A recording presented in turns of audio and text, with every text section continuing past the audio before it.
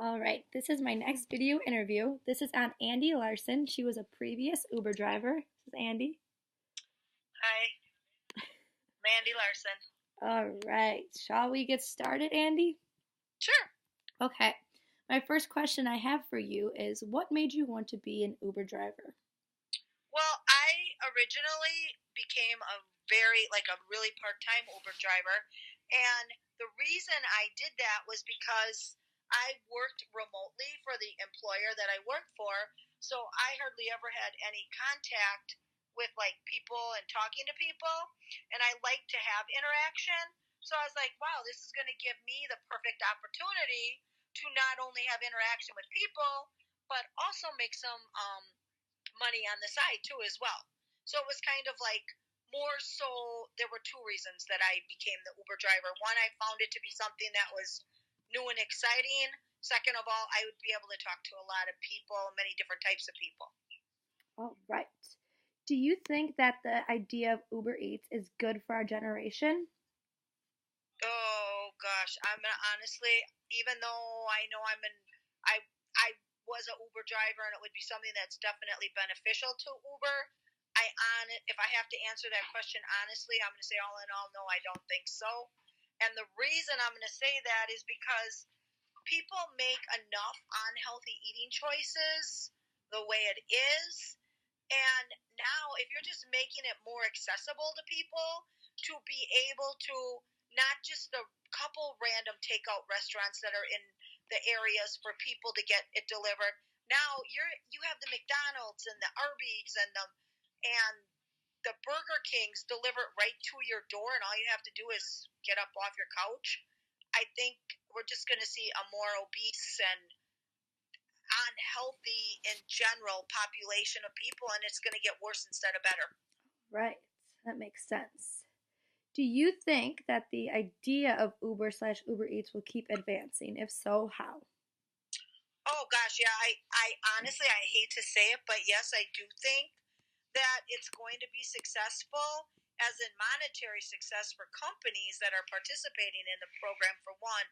But like I said, if it's convenient and easy and it saves people having to go places, I seriously see it actually advancing more and more Okay. because somebody else is. I guess I could say it this way: somebody else is doing the work for you, and I Mm-hmm. just think it could end up being. Think about it in many ways. People may decide: do we need multiple cars? Do we need multiple things in the house that you typically did? Because now you can have somebody deliver stuff to you for just about everything. Yes, that does make sense. All right. Do you think that Uber is innovative as a whole? Um, yeah, in my view, Uber is innovative. This gives people options that they can only make competition better. I guess is a good way to look at it. Like I would say, for instance, um, I would prefer. I would say, for instance, I would prefer that Uber to taxis. Let's go in that direction. I would take an Uber over a taxi because Uber drivers are typically they're more engaging. They're doing this because they're getting rated, and we as consumers, when you are going to rate someone, you want customer satisfaction. So I guess I would say for that reason, that would be a big reason why. All right, all right. Do you think that with more people using Uber, that prices will increase? Oh goodness, I think that's going to totally depend on the number of Uber drivers, and it's going to offset the number of people that are actually using Uber. Believe it or not, there's places in the U.S. that have limited number of Uber drivers because of local laws and unions, which I Oh, don't okay. think a lot of people know about that. So there are only so many that can be in an area due to laws and regulations. Yes, it's very interesting. It is interesting, actually. All right, on to my next question. Do you think we'll see a complete shutout of taxi services because of Uber now? Oh, goodness. I honestly would have to say I don't believe there will ever be a complete complete shut off of taxi services because of the local laws and unions, like I was explaining before, and availability, etc. I do believe, however, it's going to force their hand to get better at services they do provide, like the taxi services, because I think when it really gets down to it, I don't think taxi drivers know it's like any business. That's it. They're not getting rated. Okay, can somebody call in the main office and complain about, oh, I had a nasty taxi driver? But you're not getting rated like you do in the Uber business. So I think it's going to put them to put their best foot forward, knowing they have competition now. Yes, that makes a lot of sense. All right, on to my next question. Do you think the evolution of technology is helping or hindering our careers and career growth, like technology as a whole, not just Uber? That's an interesting question.